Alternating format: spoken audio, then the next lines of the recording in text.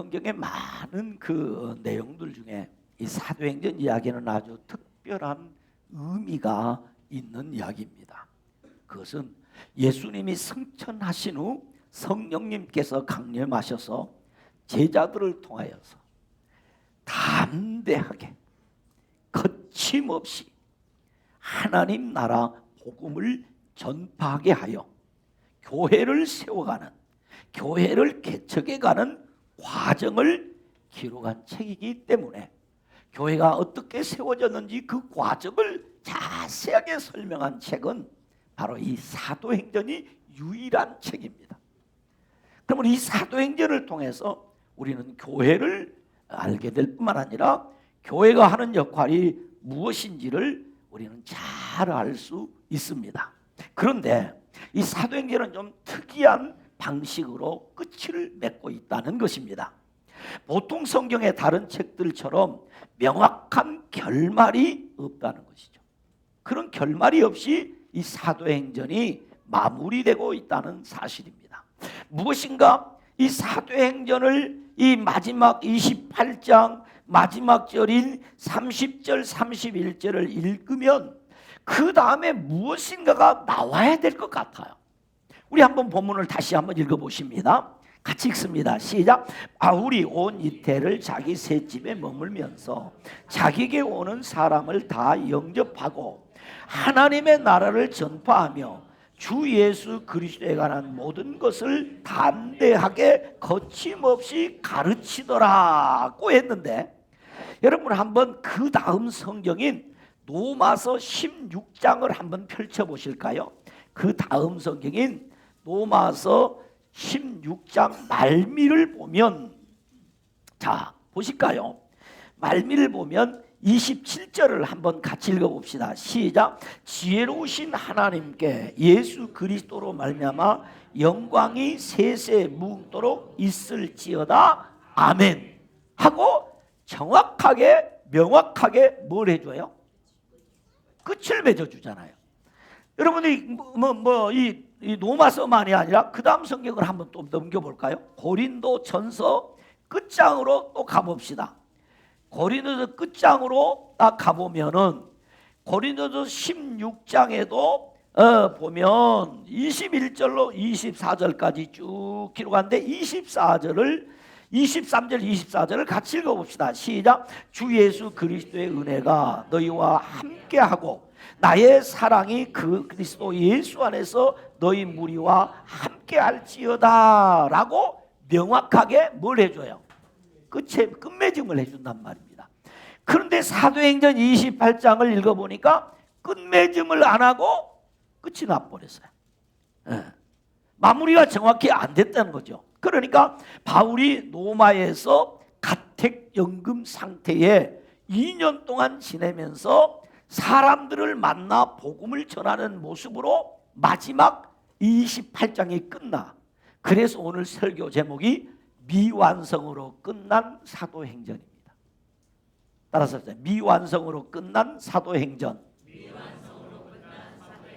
미완성으로 끝난 사도행전. 자, 그렇다면 성령께서 이 누가복음을 기록한 누가로 하여금 이 완성이 안 되고 미완성으로 사도행전을 마무리했다면 거기에 또 의미가 있다는 거죠. 의미가 있겠다는 거죠. 그래서 오늘은 미완성으로 끝난 사도행전이라는 제목으로 잠시 우리가 은혜를 나누기를 원합니다. 첫 번째, 사도행전은 28장에서 끝나지만 복음의 역사는 끝나지 않았다. 그래서 마무리를 못한 거죠. 복음의 역사는 끝나지 않았기 때문에 그렇다는 거죠. 그냥 우리가 한번 사도행전 내용을 다시 점검하고 넘어가면 사도행전 1장에서 7장까지 내용은 예루살렘 지역의 복음을 전파하는 과정과 교회 개척 이야기가 사도행전 1장에서 7장까지의 내용입니다. 그 다음에 이제 8장에서 12장까지는 유대와 사마리아 지역에서 어떻게 복음이 전파되었는가, 그리고 어떻게 교회가 세워졌는가 하는 교회 개척 이야기가 기록되어져 있단 말이죠. 그러니까 예루살렘 교회가 충만한 은혜 가운데 부흥하는데 교회가 교회로서의 사명을 잘 감당하지 못하니까 하나님이 그들을 흩으셔서 이제 복음이 확장되게 하셔갖고 이제 사마리아까지 복음이 증거된 이야기. 여전히 그 교회들도 마찬가지 똑같은 예루살렘 교회에 일어났던 일들이 일어나는 겁니다. 그 다음에 이제 13장부터 28장까지는 땅끝까지, 그러니까 당시 그들이 생각할 때 땅끝은 어디냐면 노마였습니다. 노마까지 복음이 전해진 이야기 28장에서 이제 그 기록이 있어요. 그래서 사도행전을 중심으로 이 사도행전에서 주로 활동하던 사역의 대표적인 인물이 두 사람인데 그가 베드로였고 두 번째 사람이 사도 바울이었어요. 물론 베드로 사역 가운데 또 예루살렘 교회에 세워진 아까 말했던 스데반 집사님과 빌립 집사님 같은 분도 있었단 말이죠. 그러나 사도행전 1장에서 12장까지의 그 전체적인 내용은 예루살렘 교회를 중심으로 한 예루살렘 교회 그 유대인을 중심으로 한 교회 이야기가 기록되어 있다면 사도행전 이제 13장부터서는 이제 이방인을 중심으로 한 세워진 안디옥 교회가 땅끝 선교를 감당하는 이야기가 기록되어져 있어요. 그러니까 실제로 사도행전에 많은 교회 이야기가 있지만은 1장에서 12장까지의 내용은 예루살렘 교회를 중심한 그 유대인 중심의 교회 이야기고, 그 다음에 13장 이후는 바로 이방인 중심으로 세워진 안디옥 교회를 중심한 땅끝 선교 이야기가 사도행전에 기록되어 있다 하는 것입니다. 근데 이 사도행전 마지막 내용은 사도 바울이 복음을 증거하다가 잡혀서 로마 황제에게 재판을 받기 위해서 로마로 후송되는 그 내용이에요. 그런데 로마에 도착한 바울이 재판을 받기 위해서 2년 동안 기다려야 했습니다. 그래서 그 기다리는 동안에 자기가 이 빌립보 교회의 지원을 받아가지고 빌립보 교회 성도들이 헌금을 해줘서 개인 집을, 새 집을 마련했어요. 거기에 연금된 상태에 있으면서 바울이 로마에 왔다. 그러니까 로마에서 예수를 믿었던 성도들 가운데서도 바울에게 하나님의 말씀을 배우고 싶어서 찾아오기도 했고, 또 당시 유력한 사람들이 바울이라는 사람이 대단하다고 하는 소문을 듣고 바울을 찾아온 거예요. 그래서 바울은 밖에 못 나가지만은 밖에 있는 사람들은 바울의 집에 자유롭게 방문할 수 있도록 그렇게 했어요. 그래서 항상 바울을 지키는 병사들, 로마 병사들이 바울의 집을 지키고 있었지만은 바울이 찾아오는 사람들에게 자유롭게 복음을 전할 수 있었고 하나님의 말씀을 가르칠 수 있었다는 거죠. 지나고 보면 이게 하나님의 은혜입니다. 왜냐하면 귀에만 있으면은 그 유대인들을 중심으로 해서 바울을 반대하는 사람들이 바울을 죽이려고 했지 않습니까? 그러니까 로마 군인들이 바울의 신변을 지켜준 거예요. 그래서 우리가 이런 성경 본문에 보면 그럽니다. 하나님 나라와 주 예수 그리스도의 모든 것을 담대하게 거침없이 전파하며 가르쳤다. 그랬어요. 거침이 없이. 그러면서 사실은 오늘 우리 본문에는 그 내용이 나오지 않지만은 이제 다른 서신서에 보니까 그때 뭘 했느냐 하면 4권의 옥중서신을 기록했습니다. 그 2년 동안 가택연금 상태에 있으면서 바울이 성경을 4권을 기록했단 말이죠. 첫 번째 성경이 에베소 교회에 바로 성도들에게 쓰신 에베소서입니다.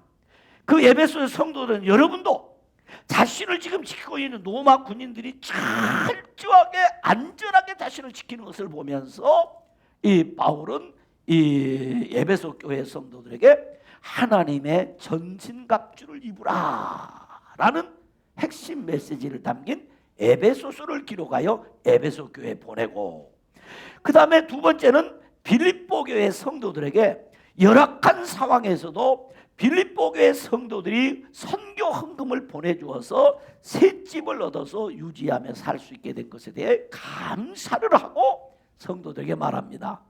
이 빌립보 교회 성도들이 얼마나 바울을 염려하고 근심하고 걱정하는가를 생각하면서 여러분 내가 비록 가택연금 상태에 자유롭지 못한 상태이지만 나는 주 안에서 기쁨을 잊지 않고 살아가고 누리면서 살고 있습니다. 여러분도 주 안에서 기뻐하시기를 바랍니다 라고 격려하고 독려하는 내용이 빌립보서 안에 담겨 있어요. 그리고 세 번째 책이 골로새 교회 성도들에게 예수 그리스도는 만물의 으뜸이니 예수님을 굳건히 부여잡고 살라는 권면이 담긴 골로새서를 기록합니다. 네 번째 책이 뭐냐면 골로새 교회 지도자였던 빌레몬에게 개인서신입니다. 개인적으로 그의 신앙을 칭찬하면서 빌레몬의 집에서 종으로 살던 오네시모라는 사람이 그 집에서 이 주인인 빌레몬의 돈을 훔쳐가지고 도망 나왔어요. 도망 나왔는데 로마에서 누구를 만났느냐? 바울을 만난 거야. 어찌어찌 해가지고 아마 바울의 집에 온 것 같아요. 그래서 바울 집에 머물면서 바울을 잘 섬겨주고 도와줬어요. 그래서 바울에게는 꼭 필요한 사람, 유용한 사람이 된 거죠. 빌레몬에게 말하면 당신에게는 무용한 사람이 되겠지만 내게는 유용한 사람이 되었으니까 이 사람을 용서해 주시오. 개인 서신을 보내면서 그리고 이 사람을 전도자로 일할 수 있도록 그렇게 해 주시기를 바랍니다 라고 하는 빌레몬서를 기록하게 된 거죠. 그래서 바울이 로마 새 집에 머물면서 가택연금 상태에 기록한 네 권의 이 옥중서신이 바로 에베소서, 빌립보서, 골로새서, 빌레몬서 이렇게 네 권을 기록했다 하는 거죠. 그러니 여러분 우리 흔히 하는 말로 그러죠. 인생은 해석이다라는 말을 하듯이 내가 처하는 어떤 환경에 있든지 간에 저와 여러분이 주 안에 있으면 그 삶이 내가 풍요한 가운데 있든지 곤고한 가운데 있든지 모든 삶이 은혜고 축복이 되는 겁니다. 믿기를 축원합니다. 사실 저도 인생을 살고 보니까 고난의 때가 꼭 나쁜 것이 아니었어요. 그 고난의 때에 받은 은혜가 얼마나 컸는지 모르겠어요. 풍요롭게 살면서 하나님 뜻대로 안 사는 것보다는 가난하게 살면서 하나님의 뜻대로 사는 것이 훨씬 더 큰 은혜고 축복입니다. 바울이 연금 상태에 있었기 때문에 더 집중해서 주의 기뻐하는 일을 했어요. 여러분 만약에 오늘 우리가 신앙생활하는데 에베소가 없고 빌립보서가 없고 골로새서가 없고 빌레몬서가 없다면 어떡하겠어요? 이렇게 하나님이 은혜를 주셨어요. 감옥에 같이 있으면서도 하나님의 나라와 교회를 위해서 헌신적인 삶을 살아가는 그 삶의 모습을 통해서 바울은 우리에게 중요한 메시지를 제공해 주고 있어요. 그러므로 사도행전 28장으로 끝을 맺지만 복음의 역사는 끝나지 않고 계속 진행되어야 함을 우리에게 가르쳐 주고 있는 거죠. 여러분 사도행전 1장 3절부터 전하기 시작한 복음의 핵심인 하나님의 나라는 사도행전 마지막 장인 마지막 장인 28장 마지막 절인 31절까지 그가 오직 전하고 싶어 했던 게 뭐냐면 하나님의 나라의 복음이에요. 그러므로 이 사도행전을 통해서 우리에게 가르치는 것은 하나님 나라의 핵심 내용인 주 예수 그리스도를 어떻게 해야 되냐? 담대하게 거침없이 전파하고 가르쳐야 한다는 거죠. 로마의 권력에 눈치도 보지 아니하고 유대인들의 억압과 눌림도 그들의 그 사역을 멈추게 할 수 없고 어떤 어려운 상황과 온갖 유혹과 타협 가운데도 그들의 앞길을 가로막지 못하도록 그들이 어떻게 했느냐? 담대하게 거침없이 복음 전파를 진행형으로 만들었다는 거죠. 그러므로 우리도 이 복음 전하는 일은 계속해서 진행형으로 만들어야 한다. 사도행전 28장이 끝났으니까 끝나는 것이 아니라 계속해서 우리는 이 복음 전파의 사명을 계승하고 나가야 한다. 왜냐하면 성령님의 역사는 중단되지 않기 때문이라는 거죠. 바울이 전한 복음을 계속 전하도록 수많은 사람들에게 역사하고 있기 때문입니다. 그러므로 사도행전이 미완성으로 끝난 것은 다분히 의도적이셨다는 거죠. 하나님께서 계획하신 복음 전파는 바울만의 것이 아니라는 것입니다. 지금 우리 모두가 계속해야 될 사명이라는 것입니다. 하나님은 그때나 지금이나 우리를 통해 하나님의 나라를 확장하고 계십니다. 그래서 사도행전은 우리 모두의 삶에서 여전히 진행형이 되어야 합니다. 그러므로 성령 충만한 성도들은 담대하게 거침없이 전도하는 것입니다. 아무리 설교를 해도, 아무리 성경의 내용을 가르쳐도 우리가 성령 충만 받지 못하면 이것은 무거운 짐이 되고 괴로운 것이 될 것이지만, 성령 충만한 성도들은 담대하게 거침없이 전도하는 것입니다. 두 번째는 사도행전 28장으로 마무리됐지만 미완성으로 끝난 이유는 무엇인가? 환경에 구애받지 않는 사명을 감당해야 한다는 거죠. 환경에 구애받지 않고 사명을 감당해야 한다. 바울은 자유롭지 못한 상황이었지만 결코 그 환경에 얽매이지 않았습니다. 가택연금 상태에 있었지만 자신을 찾아오는 사람들을 다 영접하여 하나님 나라 복음을 담대하게 거침없이 전했습니다. 바울의 로마 도착부터 순교까지의 여정을 정리해보면 그렇습니다. AD 61년 지중해 중심으로 사역하던 바울이 로마에 입성하자 로마에 있던 성도들은 바울이 마치 개선장군처럼 생각해서 모두 나와서 바울을 환영하고 영접했습니다. 그러나 바울은 자유롭지 못한 생활을 했습니다. 2년 동안 셋집에 가택연금 상태에서 4권의 옥중서신을 기록하고 찾아오는 사람들에게 복음을 열심히 전했습니다. 그러다가 AD 63년에 석방이 되었어요. 왜? 이미 앞선 재판들에서 바울은 무죄였습니다.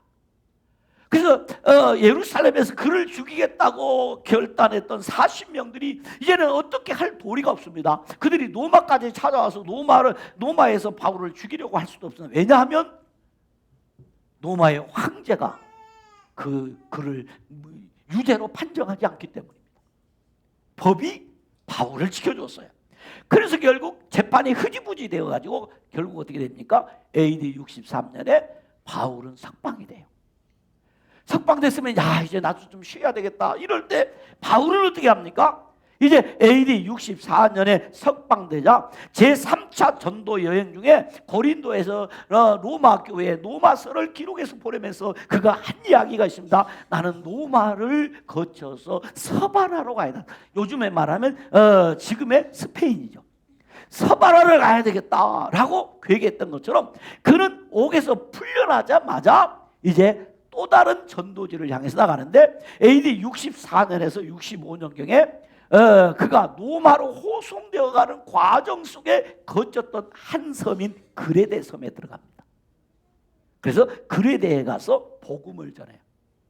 그래서 그 그레데에서 복음을 전하여 우리가 이미 지난주에 생각해 보았던 말씀대로 그레데에서 그 촌장쯤 되는, 그러니까 제일 큰 어른이었죠. 누구였죠? 글라우디오라는 사람에게 전도하여 그 사람이 예수 믿어서 나중에 그 지역에 교회의 지도자가 되는 거죠. 이렇게 바울이 사역을 했단 말이에요. 그리고 그 그레데 섬에 특별히 아끼던 제자 디도를 남겨서 그레데 교회를 섬기도록 이렇게 했습니다. 그리고 AD 65년경에 밀레도를 방문하고 66년경에 골로새와 에베소와 빌립보와 니고볼리를 방문해서 교회를 든든히 세우고 AD 67년경에 이제 그가 순교를 하게 되는데 무슨 일이 벌어지냐면 이런 과정 속에 우리 기독교 역사에 아주 엄청난 사건이 하나 벌어집니다. 그것이 AD 64년입니다. AD 64년에 로마의 네로 황제가 로마 시내에 불을 지릅니다. 그냥 엄청난 화재로 인해서 로마 시내가 술렁이자 바로 네로 황제와 그를 보좌하던 이들이 이 화재 사건의 주범을 기독교인들이 국가에 대한 반감을 갖고 있던 이 사람들이 이 불만을 이렇게 표현했다. 사실은 그 화제의 방화범은 누구였습니까? 네로 황제였습니다. 그래서 기독교에 대한 엄청난 핍박이 시작이 됐어요. 그때 기독교의 제1세대 지도자들인 200여 명이 체포됩니다. 그 사람 중에 한 사람이 바울이었습니다. 그래서 기독교 지도자들 200여 명이 순교를 당하는데 바로 재판도 없이 다 순교를 합니다. 그런데 그때 누구도 순교하면 베드로도 순교하죠. 그런데 베드로는 로마 시민권이 없는 유대인이기 때문에 어떻게 처형을 받았냐면 십자가형을 당했습니다. 그래서 우리가 전설로 전해온 이야기지만 베드로가 십자가에 달렸는데 자기 생각하니까 예수님 십자가 달 때 자기는 예수님 모른다고 했더니 너무 죄스러워서 집행관에게 나는 반드시 십자가에 달릴 자격도 없습니다. 그래서 베드로는 어떻게 달렸다죠? 거꾸로 달려서 죽었다. 거꾸로 달리는데 그냥 다니는 게 아니라 베드로의 몸에서 가죽을 뺏겼답니다. 그래서 베드로는 순교했답니다. 그러나 바울 로마 시민권이기 때문에 십자가를 지지 아니하고 참수형을 당했어요. 참수형에 당해서 바울이 순교합니다. 그런데 2차 투옥되기 전에 그리고 잠시 동안 투옥될 때 바울이 마지막으로 한 사역이 무슨 사역이었느냐? 바로 믿음의 아들들에게 이미 자신이 직감하고 내가 이번 체포에서는 석방되지 못하고 내 생애가 끝날 것 같다는 직감을 한 후에 그가 믿음의 두 아들 디모데와 디도에게 편지를 씁니다. 그것이 목회서신입니다. 그 목회서신이 바로 디도서와 디모데 전후서를 기록해서 자신이 이미 그가 그렇게 말합니다. 내가 전제와 같이 부어져 제물이 될 것이다 라고. 나는 이제 순교할 것이다.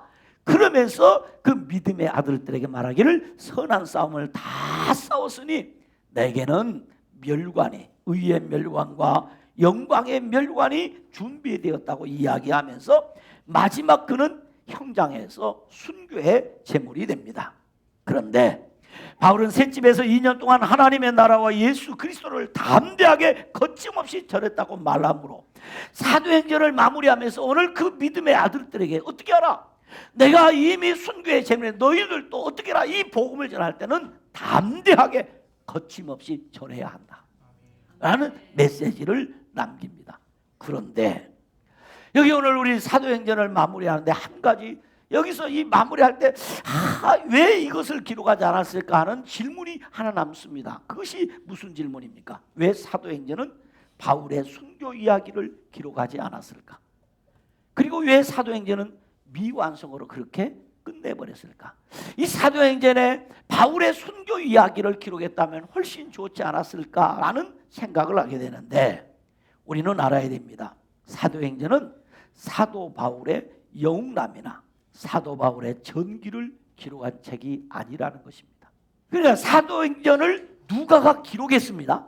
그러나 누가가 자기 마음대로 생각하고 기록한 것이 아니라 성령께서 이 누가라는 사람의 지성을 주장하셔서 이 사도행전은 단순히 사도 바울의 전기가 아니다. 사도 바울을 하나님이 쓰셨는데 사도 바울이 어떻게 죽었느냐가 중요한 것이 아니라 사도 바울이 하나님의 성령에 붙들어서 어떻게 쓰임 받았느냐가 중요하다는 거죠. 사도 바울은 어떻게 쓰임 받았느냐? 사도행전의 핵심 요절인 사도행전 1장 8절에 무엇이라고 기록되어 있습니까? 우리 다 같이 외워봅시다. 시작. 오직 성령이 너에게 임하시면 너희가 권능을 받고 예루살렘과 온 유대와 사마리아 땅까지로서 내 증인이 되리라. 사도행전이 가르쳐준 이야기가 이거예요. 바로 예수님께서 승천하시기 전에 주신 말씀이 그대로 뭐했다? 이루어졌다는 거죠. 사도행전이 가르치고자 하는 것은 바울이 어떻게 죽었느냐 이것을 말하는 것이 아니라 사도행전을 통해서 어떻게 주님의 말씀이 이루어졌는가를 가르치는 거예요. 그러면 우리는 성경을 읽을 때, 성경을 공부할 때 마찬가지입니다.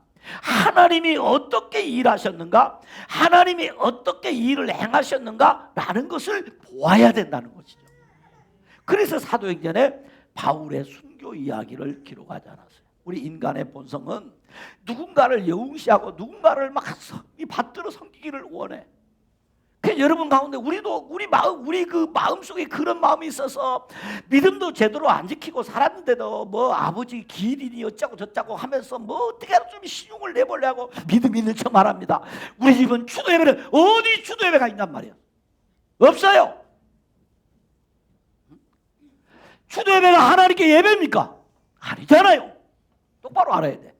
만약에 바울이 몇월 며칠 날 죽었다 그러면 뭐 할까요? 바울 몇 주기 추도 예배 드릴까 안 드릴까? 드릴 거야. 성경은 바울이 대단한 게 아니라 바울을 들어 쓰신 하나님이 위대하신 거예요. 성령님이 위대하신 거예요. 그래서 성경에 바울이 죽었다, 어디 죽었다, 어디겠다 딱 침묵하고 바울이 했던 것처럼 너희들도 담대하게 거침없이 바울이 전하던 복음을 전하라 라고 한 것입니다. 그러므로 성령 충만한 성도들은 담대하게 거침없이 전도하는 것입니다. 마지막입니다. 담대함과 자유함으로 복음을 전해야 합니다. 우리 본문을 다시 한번 읽어봅니다. 같이 읽습니다. 시작. 바울이 온 이태를 자기 셋집에 몰면서 자기에게 오는 사람들을 다 영접하고 하나님의 나라를 전파하며 주 예수 그리스도에 관한 모든 것을 담대하게 거침없이 가르치더라 라고 했어요. 바울은 로마 감옥에서 두려움 없이 거침없이 하나님 나라와 예수 그리스도를 전파하며 가르쳤습니다.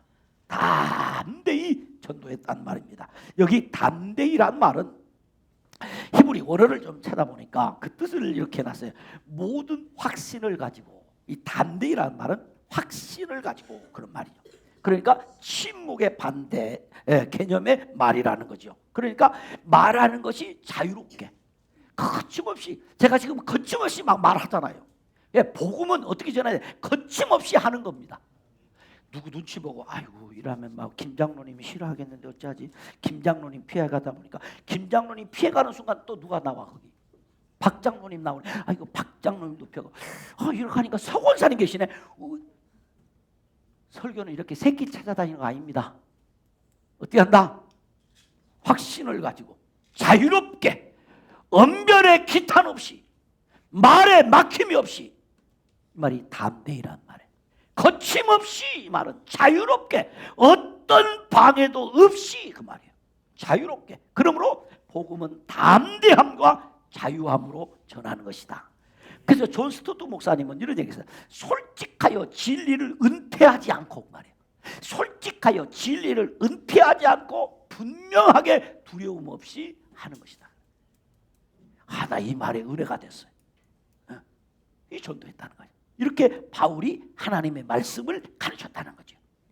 바울이 그럴 수 있었던 것은 왜 그랬느냐? 하나님께서 주신 담대함 때문입니다.